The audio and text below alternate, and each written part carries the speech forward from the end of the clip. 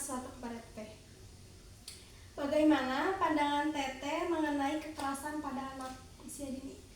Ya, yang pertama sangat miris gitu ya, gitu. Karena apa ya, apalagi saya pernah baca usia 5 tahun itu dicabuli ya oleh kakeknya, pamannya, kakaknya lah gitu, 3 orang gitu. Ya Allah, apa ya, ya miris gitu ya, miris. Kemudian kebayang itu traumanya gimana gitu ya, gitu. Yang pertama sangat miris.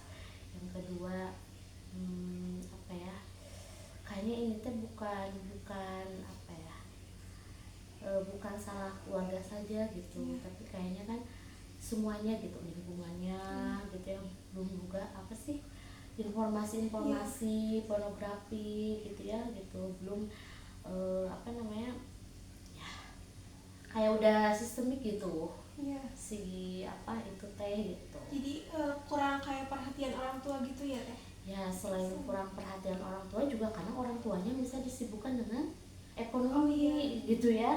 Ibunya misalnya ya, kenapa bisa sekarang bapak-bapak tuh ada di rumah, karena kerjaan semuanya yang apa, yang lowongan kerja itu banyak perempuan kan. Akhirnya si perempuannya nggak ada di rumah, si bapaknya ada di rumah. Misalnya dia nggak usaha, melihat pornografi gitu ya, ngelihat anak gitu kan. Apalagi kemarin ada tuh bayi 3,5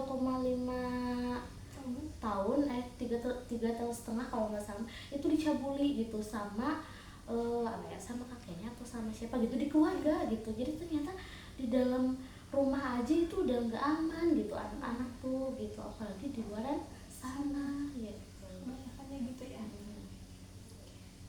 Selanjutnya itu bagaimana peranan orang tua dalam mengedukasi anak usia dini? Oke.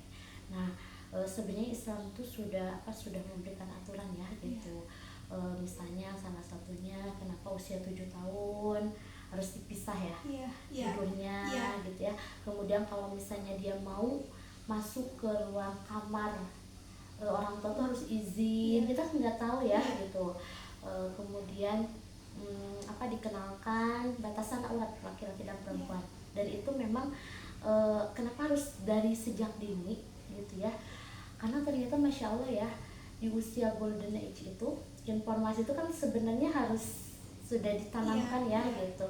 Oh kayak apa, misalnya kalau saya menerapin ke anak tuh nggak boleh ada yang megang ini gitu kan, terus kemauan, terus apa, pantat gitu ya gitu. Kalau misalnya begitupun juga adiknya gitu, udah dikasih tahu gitu batasan-batasan, nah dia nggak boleh gitu ya. Terus kalau misalnya dia ada orang yang nggak kenal terus megang atau apa, itu harus segera laporan gitu ya gitu, karena dia udah tahu oh ini nggak boleh, ini nggak boleh. Jadi kalau ada orang yang itu kamu nggak boleh megang aku gitu kan atau apa, suka laporan gitu, seperti itu ya gitu. Jadi ya tadi lah, kasih edukasi batasan gitu ya, aurat terutama aurat gitu ya, terus apa aja yang nggak boleh dipegang, kemudian laki-laki dan perempuan dipisah gitu ya.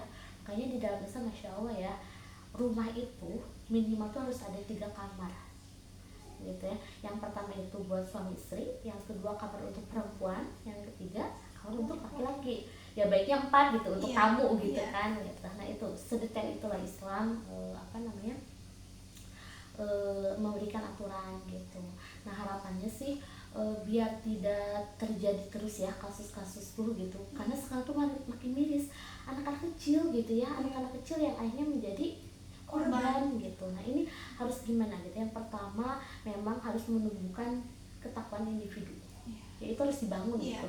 Di saat sekarang itu agama dan kehidupan dipisah jadi itu kan untuk orang barat, kita harus sebagai seorang muslim harus paham gitu ya gitu.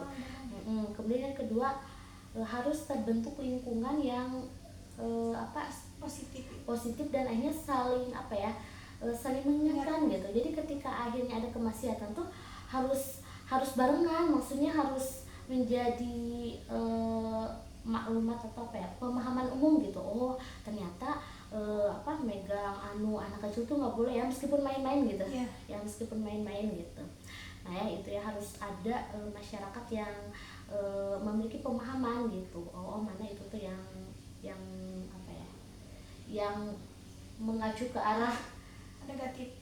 Iya gitu ya kan kayak sekarang mah anak-anak kecil kan lucu ya, pakaiannya lucu gitu kan, yang pendek-pendek gitu. Nah itu kan sebagai orang tua juga harus hati-hati gitu ya sekarang mah gitu.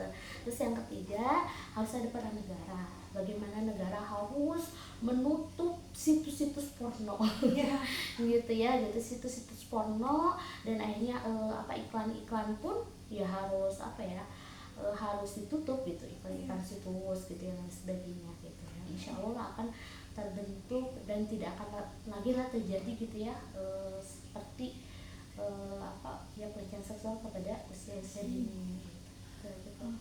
Mungkin itu aja teh yang dipertanyakan. Terima kasih. Assalamualaikum warahmatullahi wabarakatuh.